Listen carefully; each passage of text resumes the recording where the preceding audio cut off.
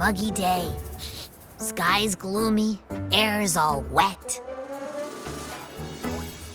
Oh, man. At least let me finish my sentence. Ugh. Ugh. Cold, cold, cold. Oh.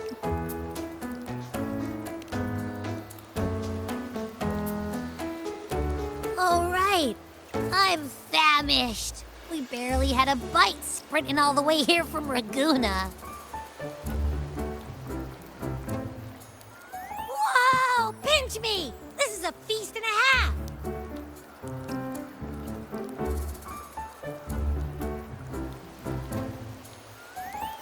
Hey, Rover.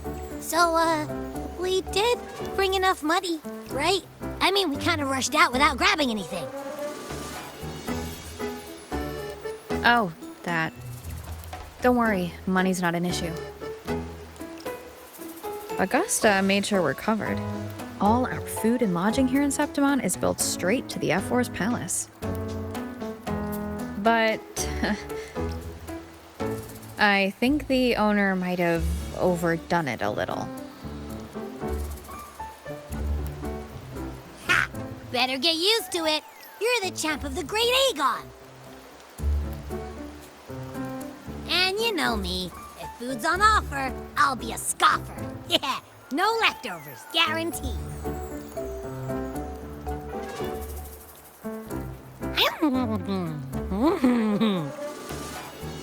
Free stay, free meal.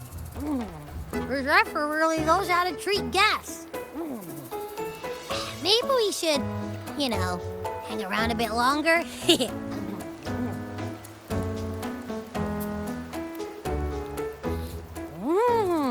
This smells amazing!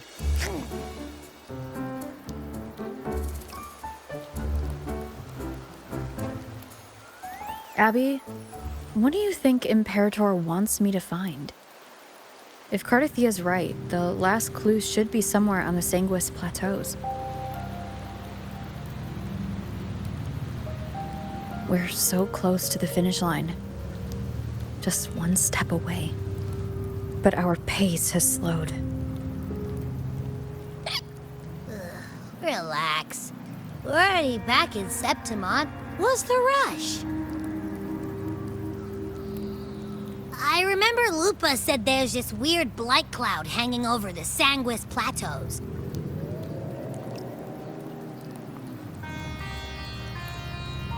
And when the high tide, or whatever, rolls around, all the gladiators go there to hunt tacit discords. Wait, is the high tide coming up soon? The Aphra's invite did say something about a big hunt.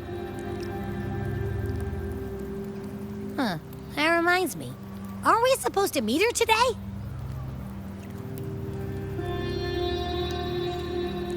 A messenger came this morning. Augusta is dealing with an emergency, so our meeting's postponed. Looks like it'll be a while. An unexpected change. It's throwing everything off course. I don't like the feel of it. And why me for this hunt? If it's about the Great Aegon, the messenger said none of the other gladiators were invited.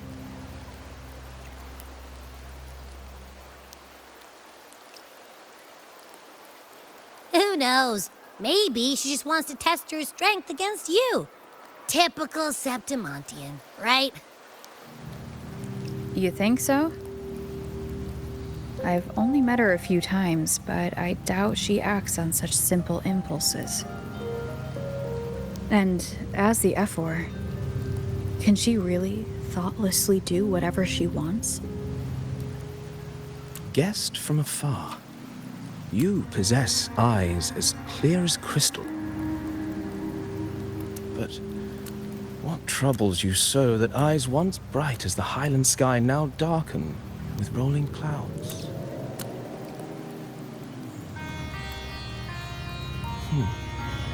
A warrior who walks the blade's edge does not falter over trifles. The clouds, if I may guess, are cast from the throne. At the peak of Capitolini Hill, beneath the pale walls of the Ephes Palace, secrets lie buried. And the most intricate among them are those born from the pursuit of power. Even one as honorable as the Epher must learn when to be ruthless. In Septimont, a city forged in iron and blood, anyone who seeks the throne without knowing the cost is no better than a lamb marching to the butcher's knife.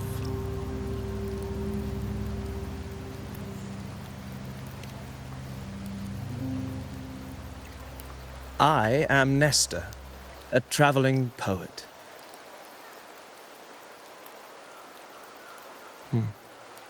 The rains in Septimont never seem eager to leave this season. So then,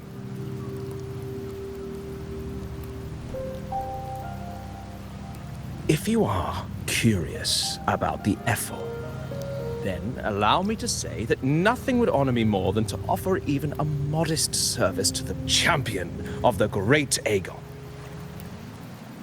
Wait, how do you know she's the champion? And all that stuff about the F-word, too? Huh? Your eyes. Were we talking too loud? To see and to hear are but two of the many ways to perceive. Trusting the senses is a habit, a natural expedience, but not the only option. Truth be told, I've been gathering inspiration for my next epic, and its protagonist is none other than Augusta, the Epher of Septimont. That's why I speak of her with some familiarity. I have a feeling your tale with her will soon be written. And knowing more about those who walk alongside you is rarely without its benefits.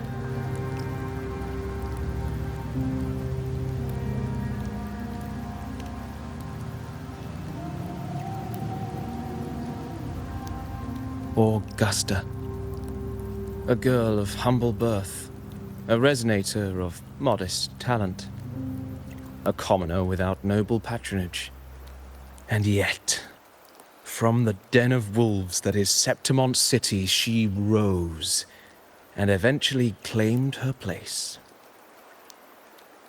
Just like the burning sun was once a cloud of dust.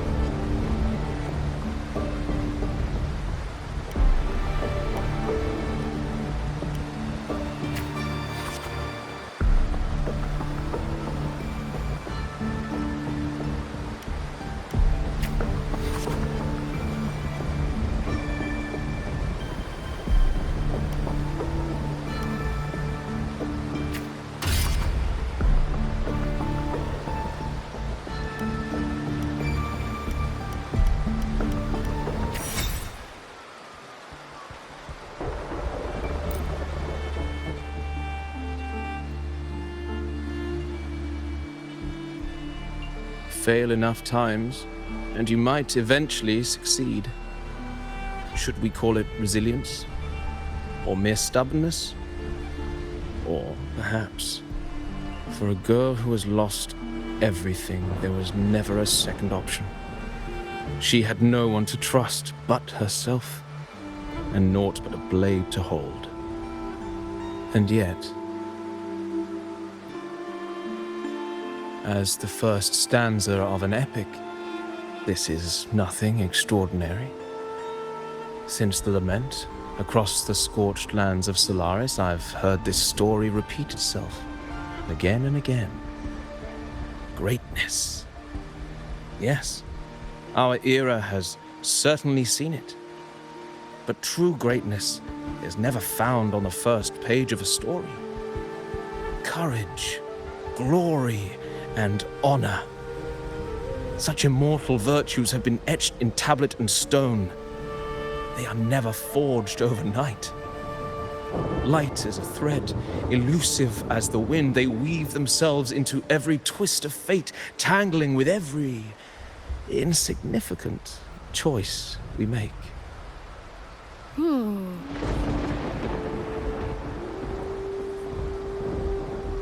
I don't know.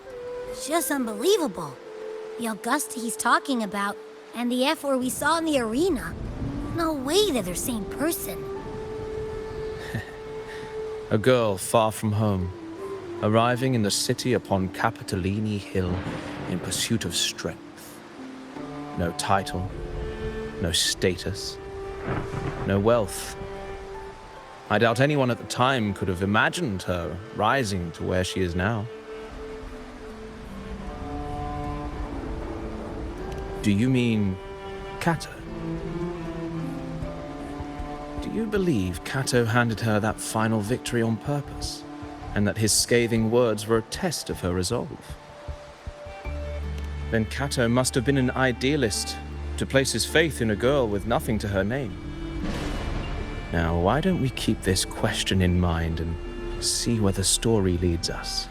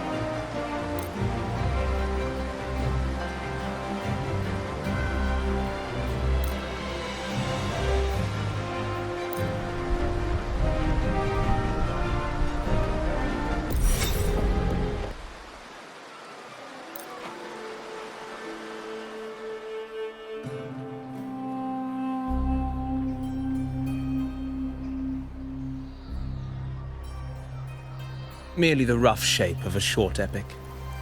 This is all I can offer about the F4.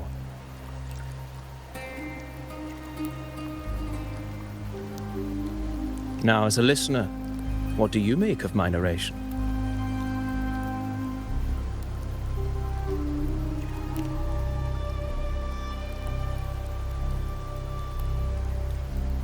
I appreciate your kind words, my generous listener. I am only a humble wordsmith, spinning verses and rhymes. The essence of poetry is granted by those who dare defy their fate.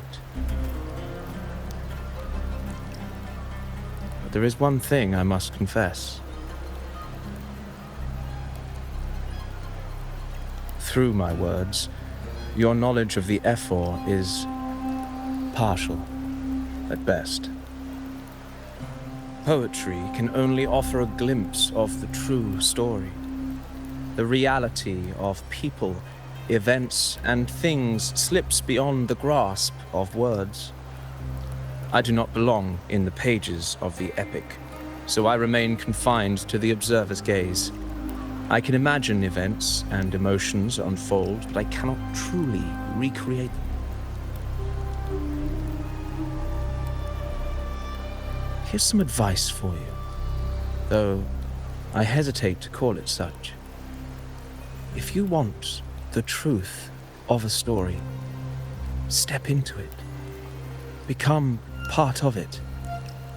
The opportunity stands before you now.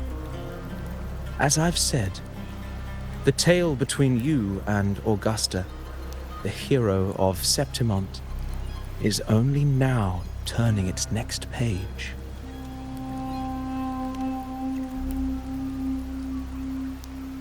It's not difficult to see.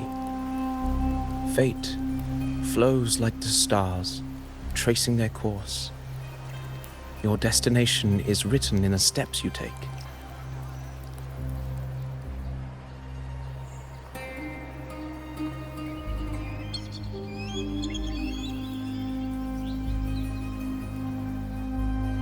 The rain is passing. I hear it ceasing its symphony upon the earth. It is time for farewells.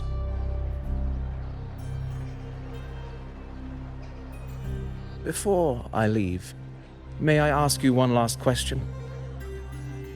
What is it that has lifted Augusta to the seat of power? What is it that makes a ruler?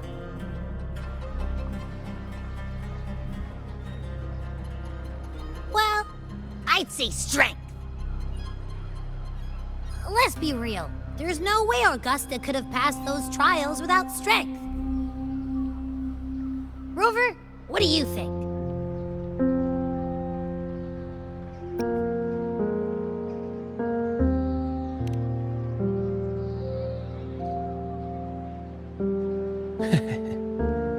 You needn't rush to answer now. Keep it in mind as you continue your journey. When the final chapter is written, the answer will reveal itself.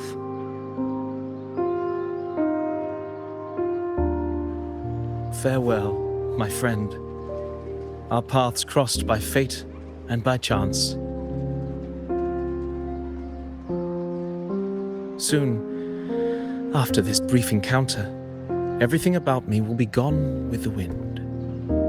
But you, your epic continues.